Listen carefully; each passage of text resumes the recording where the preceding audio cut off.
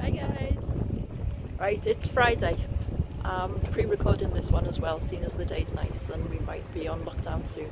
Who knows? At the moment we're still out and I'm still self-distancing. And like every day in Liverpool, it's still windy.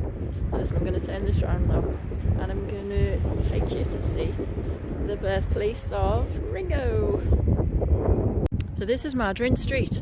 And it probably looks a lot different than you remembered it when you came on tour. For a couple of years now they've been completely renovating the street and they've done a beautiful job of it. So let me walk you down. And the house we're looking for, make that a bit wider, that's better. The house we're looking for is number 9, number 9, number 9. There's 7 and here's 9 with the lovely red door. Now, I have no idea what they're going to do with this place, but it is the birthplace of Ringo Starr. It's what we call a 2 up, 2 down. And I think this is currently like a bit of a show house. So I'm going to show you inside and see what a nice job they've done with the places. Kitchen at the front, room at the back. It's going to be a lot nicer than when Ringo lived here. And you know what? If you are watching Ringo, it's nice, come back and see. So Ringo was born in the house. And right down at the other end of Madryn Street is where his grandparents lived. But his mum and dad split up when he was a young boy. Oh, it's windy. Mum and dad split up when he was young, and when he was just 3 or 4 years of age they moved across the road to Admiral Grove, where I'll take you now. Before I do, I'm going to show you this. Because years ago this was the house of my lovely friend Marie Crawford, known as Murray Maguire back then. And in the brickwork, the man who lived here after Marie, he was a big Beatles fan and he put Beatles in the brickwork. So look, I'm going to take you back up to the top of the street, I'll pick it up a bit and we'll do the little journey that young toddler Ringo did on the back of a handcart, I believe, moving just across the road to Admiral Grove, not far at all. But what you'll see when we get to the top of the street is a pub. And that pub is featured on the cover of Ringo's album. We're all going to take a sentimental journey. So here we go. We're coming around. So it literally is across the road. You can see the Empress in the background over there.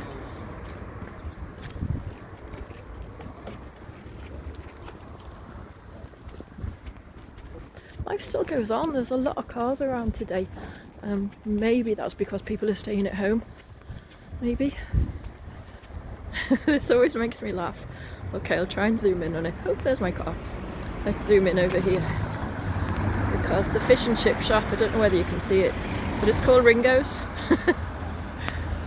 Okay. So let's turn around. Here we go. There's the Empress pub. And minus the cars, that literally is, let me get the right angle, that literally is the cover of Sentimental Journey. And Ringo's house is over to the right.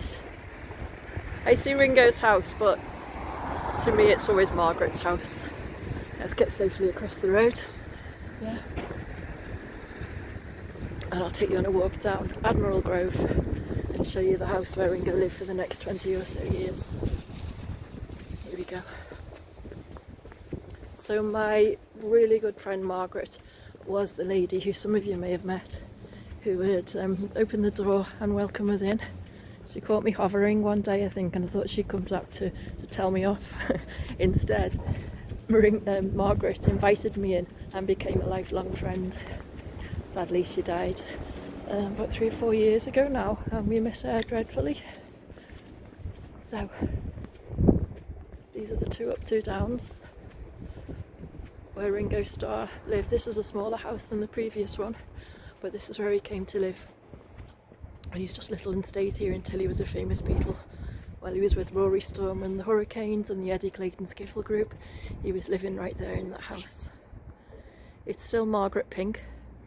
New owner Jackie Holmes is going to renovate it. The V sign above the doorway That V sign represents V for victory during the Second World War. And a lot of you know that I actually own the original V sign there. Long story, but the council scraped it off one day and I saved it and gave it back to Margaret. And she said, "What do I want that bit of old rubbish for?" And so it's like a jigsaw in a bag in mine. So it's a bit sad now. Those of you who remember going to, let's see, those of you who remember going in Margaret's house, it was full of memorabilia and things, but the council came in, or the owners, they came in and stripped it all. But it's a quaint little house, and Ringo Starr lived there right up until he was about 23. And they all eventually moved down to London. So there's film footage of George and the others waiting in a car at the end of the street, and Ringo trying to fight his way out. Ringo will be 80 soon. So it's me back again now, sharing memories of Ringo Starr and my lovely friend Margaret. This is pre-recorded, it's Friday, and so far we're all well, and I hope you are too. Goodbye everyone. Love from Liverpool. Stay well, stay safe, and stay positive.